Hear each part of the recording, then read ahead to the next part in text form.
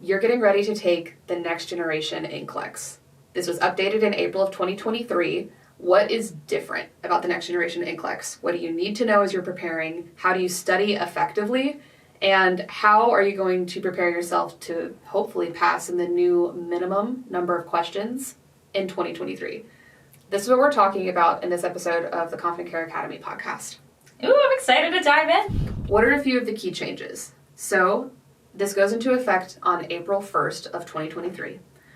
One of the new changes is that the new minimum number of questions you can pass in is 85. Previously it was 75. And the new cutoff is 150 questions instead of over 200 in the past. And it is still a computer adaptive testing exam. And Chrissy, do you want to talk a little bit about what that means? Sure. So computer adaptive testing is different than the exams that you and I take in class normally, right? A computer adaptive test looks at your level of performance, and every time you get a question right, it's going to feed you another question that's a little bit harder.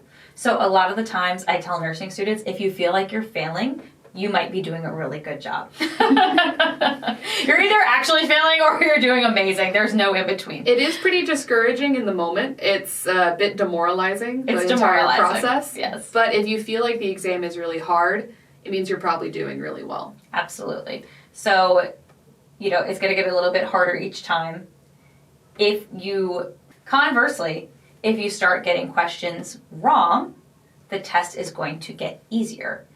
I remember when I was taking my NCLEX back in 2013. Back in the day. I remember the entire time thinking, is this question easier than the one before? Is this one a little harder? And then the computer adaptive test, the idea of how you can have a minimum to maximum number of questions is if you are sailing through it, it gives you harder questions and you keep passing. The test simply does not need to feed you 150 250 questions until the end. It already knows that you're performing at a high level and it would shut off at 75. Now that shut off point is going to be 85 instead. I also think it's extremely nice that they're not going to torture students out to, 265 questions, something insane like that. Could you imagine going all the way to the end only to fail? That's so cruel. I had a friend that happened to. Incredibly demoralizing. Demoralizing. It's a 6-hour process, and then that gets into our third point. Our third point is about test day preparation and how you can take the exam and how you can get through a really long exam day. That's point number 3. Point number 1, we're talking about what's different. Point number 2, we're going to prepare you with how to study. And point number 3 is going to be exam day tips. But it is still a computer adaptive testing CAT model of an exam. It's just now a little bit more adaptive, and they've narrowed the range of questions, so they're not going to torture you with over 200 questions anymore, which I think is a positive change. I think it's a positive. There's a few other changes that I think have been overall positive, and we're going to talk about the differences in the style of questions that's going to show up on the NCLEX. So previously, we had the dreaded select all that apply. Select all that apply, you can have options A through K, and if you didn't get every single item right, the entire question was marked as incorrect, which is brutal. Brutal. Absolutely brutal. One of the best changes of the new style of NCLEX is that you now get partial credit for select all that apply, which I think is going to be huge for nursing students because, again, maybe you missed that this one condition or medication also causes diarrhea, but you got the other 4 elements of the question right. You're still going to get partial credit for that. And I think that is a huge perk of the new format of the NCLEX. Yeah, that definitely takes some anxiety out of the dreaded select all that apply. Those used to frustrate me so much when I was doing my Kaplan test prep. Mm-hmm. I don't know, most nursing schools have you do some sort of a program like that, right? Whether it be HESI or Kaplan, and just getting those wrong is so frustrating. Is, I think, a bonding experience for all nursing students. The dreaded select all that apply. But there are a few new formats of exam questions on the Next Generation NCLEX. One of the new questions is the bow tie question, where you're going to be given a patient scenario and you need to pick out the most likely clinical presentation or diagnosis. And then you are going to pick 3 nursing interventions and 3 likely lab values that you would find associated with the condition. I think that this is a really great style of question because it starts to tie pieces together. More than just memorizing what the lab values of hyperkalemia will look like, you will then have a clinical patient presentation where they have now an instance where they're going to be having hyperkalemia, but then you're going to see what you're going to do about it and what you're going to monitor for, which is really more real life. Yeah, I think almost every single nurse in the US can agree that nursing school, they felt it prepared them for the NCLEX, but it did not reflect real life. Yeah. And this is why. The NCLEX has always been designed to be a safety exam. The way that most NCLEX style questions are set up is it gives you some sort of a clinical picture vaguely, right? Like you're supposed to deduce what the clinical picture is, and then you're supposed to identify the first intervention or a safety intervention. And it's about you knowing how to prioritize or keep your patient safe. And there's all these little workarounds and tricks about like clues of how to pick out the question and answer so you can get it right. But it didn't really teach nursing students how to truly paint the full clinical picture together. And as a result, of course, nursing schools need high NCLEX pass rates, especially to attract students, customers, honestly. So nursing schools were not necessarily helping students put the whole picture together as much as they could because they were too busy focusing on how to help you pass the NCLEX. Right. Now the NCLEX is changed to start to force students to put the clinical picture together. So my hope is that as nursing schools adapt to these question styles, we can start integrating those concepts earlier on in nursing school to set students up for success. As I was researching this episode and reading on the NCBSN's website, there's a fair amount of information that really focused on the fact that our patients are getting sicker. So we really do need a higher level of knowledge and a higher level of concepts, putting all of the information together for clinical understanding as nurses are entering the workforce. We really need for these new grads to be able to understand not only, okay, well, what is metabolic acidosis?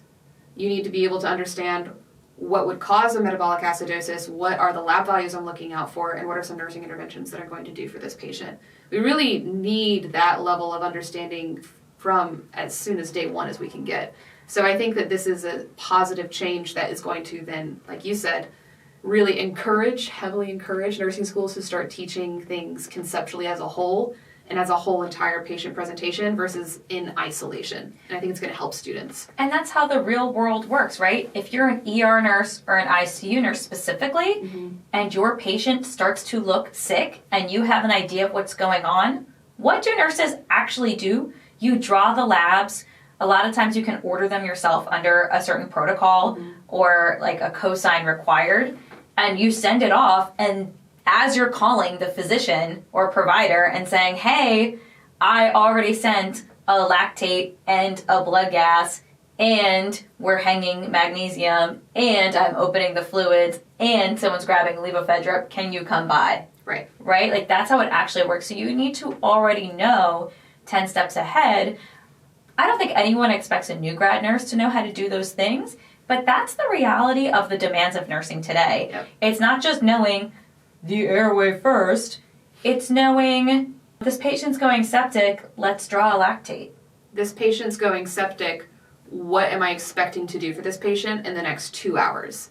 And then going and grabbing your fluids, grabbing your IV tubing, sending off the labs. So I think teaching students to think this way from the beginning is only going to help their practice. And that leads us into the next type of new question that's on the NCLEX, which are case studies. So you're going to have at least 3 case studies on this new format, which if you pass in 85 questions, could be up to 18% of your exam. So each case study is a pretty long paragraph where you're given patient information, demographic information, symptoms, labs, and then you are asked 6 questions about this case study, right? So you have 3 case studies, 6 questions each. That can be intimidating because it is different from previous NCLEX formats, but if you understand the case study and you know the patient presentation, those are easy questions, right? So it really is going to take you slowing down and reading through the entire case study, taking your time, and then going through each of the questions. But that is another big change. You're no longer being given only multiple choice questions. You're giving an entire like HMP, which again is reflective of real life, because when you are a new grad and you show up on your first day, we have lectures about this in the Competent Care Academy membership on how to understand the HMP, on how to give report, on how to organize your day and your time management. You're not given a multiple choice cookie cutter diagnosis for patients in the ER and ICU. What you're given is your physical assessment and an HMP that you have to read through. It's usually like 3 to 5 paragraphs, and then you're going to start your day and your nursing interventions based off of that HMP. So I think, again, this is another intervention that's really going to help nursing students in that transition to practice. I couldn't agree more. And I think that it's important to recognize this is obviously very anxiety-inducing for the guinea pigs. You guys, I don't even know if the test prep programs have fully reflected it or not yet. I would imagine they would. The test prep programs, some are updating their question format faster than others. One thing I will say is that there is a free 130 question practice exam on the NCBSN's website that has the exact formatting that you're going to see on the NCLEX, with case studies, with the bow tie questions, with the partial credit for select all that apply. So definitely familiarize yourself with the NCBSN's website and their practice resources.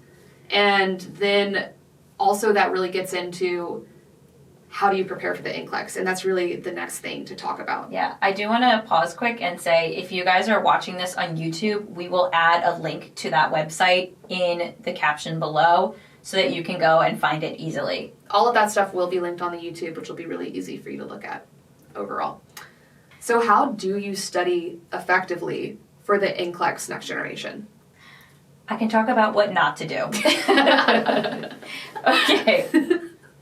First of all, we actually have a whole nother episode we're going to be filming on this, so please like, subscribe, that way you get notified when it drops. We are going to talk about in depth what is effective and what is not effective when it comes to studying for exams in general. Quick little sneak peek, overstudying is one of the worst things you can do. So there is lots of evidence and research that shows that spaced repetition is key, meaning not sitting there exhausting yourself, reviewing the same content over and over. There's only so much you can absorb at once. If you do the same exact content review day after day after day without giving yourself breaks in between, it can actually make recall worse or less effective. One thing that's very, very helpful is quizzing yourself and test taking. If you overdo that as well, if you take too many practice tests day after day after day on the same content, that can also hurt your recall. So overstudying is one of the worst things you can do. Spacing it out, taking breaks, is one of the best things you can do. 100%. How do you feel about note-taking or lecture reviewing? Listening back to lectures over and over, especially for an exam like the NCLEX, that a computer adapted test, one of the worst things you can do. Practice questions is going to be key for you here, especially since a lot of these questions are unique in how they're structured. Your brain has to be able to understand how to pick out the information. There's all this research on how when we take practice questions that are in the same style as the exam, you will recall better. So if you're just absorbing the information in lecture format or note writing over and over and over again, or your own questions, if you make a Quizlet, for example, your own flashcard questions, it's going to be harder to recall the information when you see it in a new format. So practice test taking in the same format as the exam is going to be key. Highlighting, waste of your time. We've all seen the nursing student who is highlighted in every single color of all of their textbooks, and their notes are so cute and so aesthetic, but it's one of the worst ways to study for active recall, for spaced repetition, and for test performance. It is such a waste of your time. You do not want to be the student who's sitting there highlighting their entire textbook. It's not going to help you at the end of the day. There are we're going to talk about this in the next episode, but there's actual studies that say it actually may decrease your performance. So please stop doing that.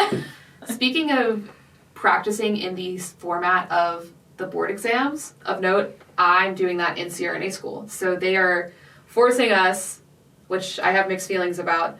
Every single question that we take in every single one of my CRNA school exams, once you answer, you're done. You can't go back, because that's the format of my boards when I take my NCE, when I become a CRNA. I can't backtrack. You don't have paper exams? They're all electronic? It's all electronic. Oh my god. So every single exam, from chemistry and physics to anatomy, it's all online, and it's all, you can't go back. It's so brutal. It is a little bit brutal, because I think most students here will agree, sometimes you can find the answer for one of the questions on the exam if it's something physical presentation related. Like if you see that there's a patient with STEMI, and then you see what that EKG looks like, and then you know that 17 questions back, there was a symptom that you got wrong, and you could go back and change it.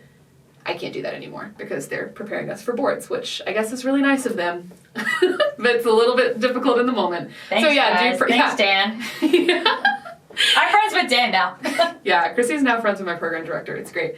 That leads us back to, we've gone over what not to do. You're not going to be the student who sits there and highlights. You're not going to be the student who makes exclusively their own Quizlets and only practices that way. You're not going to be the student who watches a ton of lectures back and doesn't understand it. What are you going to do to prepare yourself to be a good test taker and to be an effective learner? That's really what we're going to talk about now. What you need to do as a nursing student is be aware of the forgetting curve. You might not have learned about this in nursing school, but there's this guy, Ebbinghaus, in the 1800s who did this pretty landmark research about the science of learning and the science of forgetting. This research has been duplicated in 2015, I believe, within the last 8 years. And if you're watching this on YouTube, we'll have up on the screen what that research looks like and how it was replicated. But the basics of the forgetting curve demonstrates that you as a student forget 75% of what you learn within 24 hours of learning new material. That's a lot of material that you forget if you are not incorporating spaced repetition. So what are ways that you can decrease the amount that you forget after walking away from a lecture? And this is where you're going to get into your active learning techniques. This is where you're going to get into spaced repetition learning. What is spaced repetition learning? It means that you're going to use any of the many tools available online to find your weak points, where you're going to then space those out over a set interval of time. So if you have an OB exam coming up in 2 weeks and you know that you're weak on the veal chop, you're going to repeat that every 48 hours and then every 4 days and then once before you go into the exam. So you're seeing the information and you are practicing remembering it. It becomes an active learning process. And that is really going to be the differentiator between good study habits and bad study habits.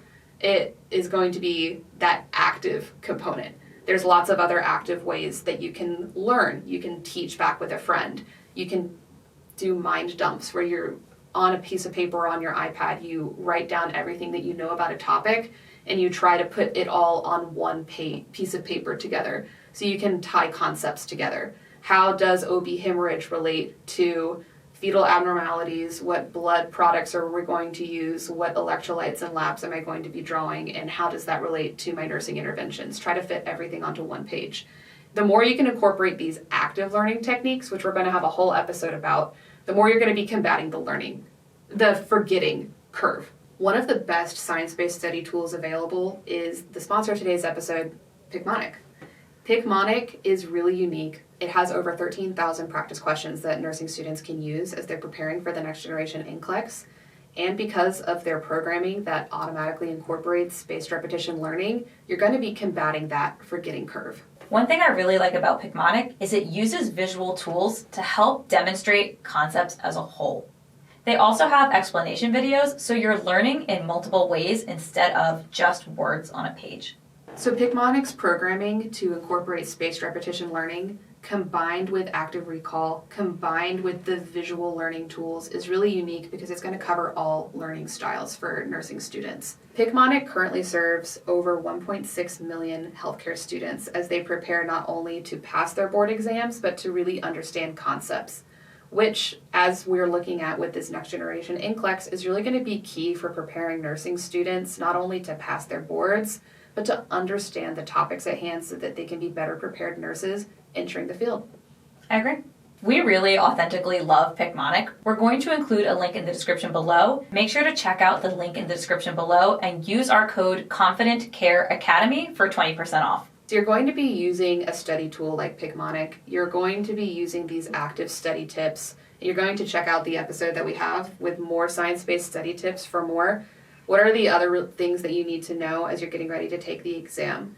One thing before we move on to exam day study tips specifically is just to know about the timing of your ATT and licensing. So you're not going to get your authorization to test until the school submits your official transcripts to the Board of Nursing. You can go ahead and you can submit your fingerprints to whichever state you are sitting for your NCLEX in before you officially graduate. That's one thing you can do to speed up the licensing process.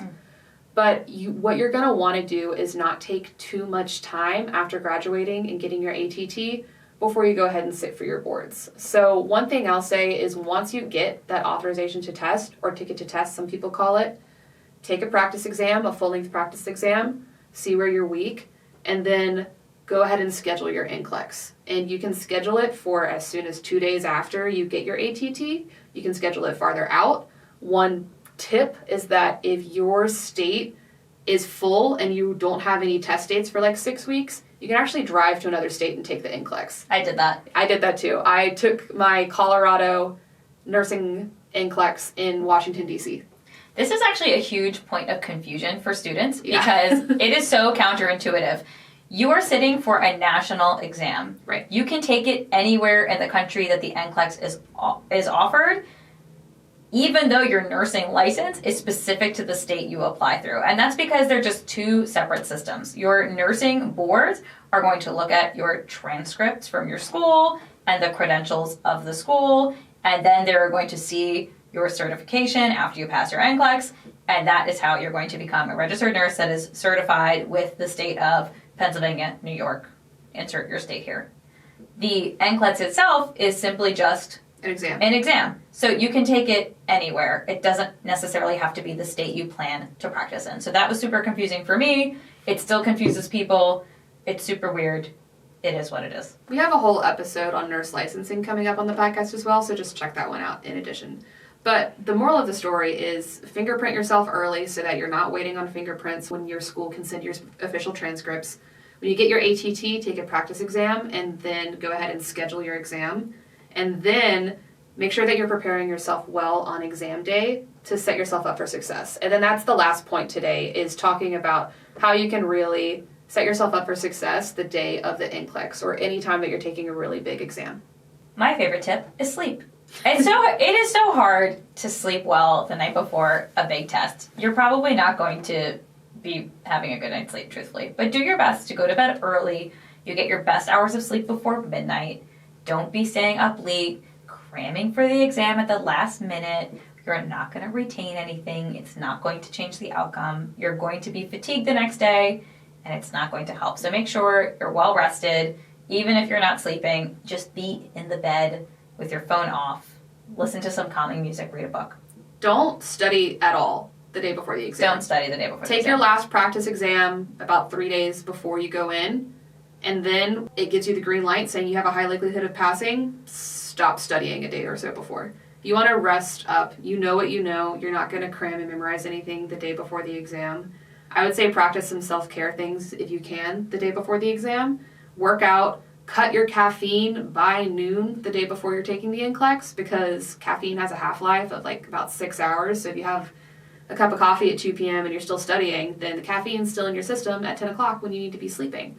So go outside, move your body, eat some nourishing foods, try to sleep, and then cut your caffeine intake the day before. That's all like day before prep stuff. And if you are driving or flying somewhere to take the exam, again, try to be asleep. I ended up taking the NCLEX in a different time zone, which was kind of rough. So Oh no! Don't do that. I was coming from Colorado. I flew into D.C. because I was looking for apartments for my new grad job. And then the next morning, I had the NCLEX at 8 a.m., which felt like 6 a.m. to me in Colorado time. So that was a bit of a struggle. Don't do that. That is not recommended. Yeah, I would say a 0 out of 10 on the 2-hour earlier time zone difference thing. But day of the exam, what are some things you can do? Eat. Eat. Eat. Make sure you're eating a nutritious breakfast. You want to make sure that this is like training for a marathon, guys. It is. Like before you go run a marathon, you carb load the night before. You have like a peanut butter and banana sandwich the morning of, right? Don't drink the night before, even like a glass of wine, just don't do it. Yeah, no alcohol. It's going to diminish your sleep quality. But eating, you want to make sure you have something that's going to last you. You want the short-term energy from the carbs. You want something, a little bit of fat in there to help give you like that longer-term energy as well as protein. So make sure you have carbs, fat, and protein the morning of. That way you have enduring energy as well as that short-acting energy. You might feel nauseous because you're nervous. Do it anyway. Like, force feed yourself an egg sandwich. Your brain needs the energy, and even though you will be nervous, I felt so nervous I was a little nauseous going into it. I was nauseous. But if I didn't eat, or if I only had a smoothie because it was carbs, that would have gone through my system and I would have had like a sugar crash and I would have felt terrible. So force yourself to eat something before you go in. I'm a big fan of peanut butter. I am the peanut butter banana sandwich nervous eater. I think you can always stomach down bread and bananas. It's like the brat diet. That's a great tip because I think sometimes like an egg aversion or an egg sandwich aversion would be valid at 7 in the morning before the NCLEX. But I could probably choke down a peanut butter and jelly sandwich. You can always choke bananas. down peanut butter and bread. It's going to be our tip. It'll be like how to pass the NCLEX, peanut butter banana There is sandwich. a national shortage of peanut butter in the month of June thanks to every nursing student buying peanut butter. I mean, that's a great tip. I'll probably eat a peanut butter banana sandwich before my boards. I'll probably be able to stomach it. I do it every time. Also, caffeine, stewardship. You can have caffeine before you go into the NCLEX, but be reasonable. Have like a medium coffee. I would say not an energy drink. I would say not a venti Starbucks shaken espresso. Like, be reasonable and don't overload yourself with caffeine because your cortisol levels are going to be so high anyway. Like, you are going to have that fight or flight system activated, which you're going to know all about because you're going in to take your boards. So don't give yourself a mega dose of caffeine in addition to the cortisol that is already coursing through your veins. Oh, yeah. But you can have 1 cup of coffee. Yeah, your adrenaline's already doing 90% of the work that the coffee would. You don't need that anymore. Literally. I walked out of that exam like shaking, like physically, like hands shaking. Yeah, you shake the whole time. You're like your hand, knees weak, palms are sweaty. Yeah. And then the next thing is bring snacks. We all want to be the student who is done in 75 or now 85 for the new exam, but prepare for quote unquote the worst. Because if you get 150 questions or on the old NCLEX over 200 questions, it's going to take you longer than an hour. For some people, it was taking longer than 4 hours. So then if you're taking your exam at 8 o'clock or if you have that 12 o'clock start time and you're pushing dinner time, you're going to make bad decisions on the exam if your brain is hungry. So bring snacks. Again, now we're just like plugging nut butters here. But I brought snacks. Uncrustables, the peanut butter and jelly in the plastic bag. It's the most American thing I could think of. My British boyfriend thinks it's insane. It is insane. They're delicious. I brought like a nut bar, like a Luna bar and a banana, I think, as my snack. Oh, see, back to the bananas and the bars. It's so good. It's really a cornerstone of exam taking is what I'm finding here. But you want to bring something that has a little bit of protein, a little bit of carb, and a little bit of fat, again, to satiate you. And you need to pack that even if you think you're going to be in and out in an hour.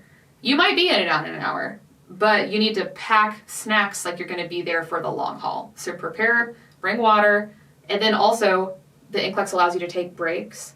Take your break. Take a break. Make sure you run to the bathroom, drink a little water. Also, take your time. Slow down and read the questions. We don't want you to sit there and obsess over the questions and have analysis paralysis and never move forward. But especially with these case studies or the bow tie questions, they're going to require a little bit more thinking. So you want to read it, pause, take a deep breath, think to yourself about what the situation is what situation is happening in the question before you even move on to the rest of it. And then pause and read it again if you need to. Just slow down. Take your time. And that really boils down to smart test-taking strategies itself, right? So if you see a big paragraph, take a deep breath before you read the paragraph. My friends in CRNA school make so much fun of me. They can hear when a question is hard because I take a deep breath. They'll be like, Anna's over here doing like taking all of these deep breaths, but it does like, it slows down your nervous system. You like calm down your vagal tone a little bit. You like get into reading the full paragraph, and then you're not going to miss those key words like not. Right. Which of the following is not a symptom of preeclampsia? And if you're speeding through it because you're nervous and you didn't see the not, you're going to get the question wrong. Not because you don't understand what it's asking, but because you didn't read the question all the way. So make sure you're slowing down when you're reading the questions. I have always been a fan of having scratch paper, which they do provide you in the NCLEX. And then if it's a question that I'm struggling with a little bit and it's a select all that apply or a multiple choice, I'll have A, B, C, D, E, and then I'll cross it out on my physical paper. That's good. And then I can circle back to which one is the most right. And honestly, again, test taking techniques are the same kind of in nursing school, and a lot of the same stuff applies in CRNA school. I'll be honest, there's questions that I'm guessing on. And if I'm guessing, I want to make the best guess I can. And I want to give myself the best chance of getting that question right. And if I can get it down to 2 options and it's a 50-50 chance, I have a 50-50 chance of getting that question right. So same thing for the NCLEX. Pace yourself, cross out options that are obviously wrong, and then you can usually guess the right stuff if you know that you can eliminate like 2 or 3 of the options, right? And then this was something I did as a type A, like, oh, who could have seen that I was a type A nursing student? Nobody could have seen this coming. Anyway, so taking the NCLEX, I kept a tally mark of all of the question formats that were ranked as difficult. I'm not necessarily recommending that you do that. I would never do this. This is crazy. Don't do that. You're going to drive yourself insane. But then it helped me because then I knew that like 32 of my questions were ranked as difficult, meaning I passed. All right. So if it makes you feel better. I'm not endorsing this necessarily. I'm just saying that I did this when I was taking the NCLEX. I've had exactly 32.6, select all that applies. Therefore, or like the hot spot, or like where you have to like hover over where to listen for the mitral valve or whatever, like, which is ranked as difficult. So then I knew walking out that over like about 50% of my questions were ranked as difficult, meaning I probably passed. Smart. So you can do that. It'll stress you out. Don't do that. I did it. If it makes you feel better, fine. If it makes you feel less better, maybe not. I did. The first YouTube video I ever filmed was about passing the NCLEX. If you're watching this on YouTube, you can check it out here. That's so cute. NCLEX in 75. It was little baby Anna. Baby Anna. Pre-new grad even. I filmed that as I was moving to Maryland. That was before any social media. That was before I worked in the ICU. This was like the first thing I ever did. We're all going to watch that. That's so cute. Okay. The study day tips at the end of the day, you've prepared for this. It's like training for a marathon. You've used all of these science-based study tips. You've used integration like Picmonic. You know what you're going to be doing.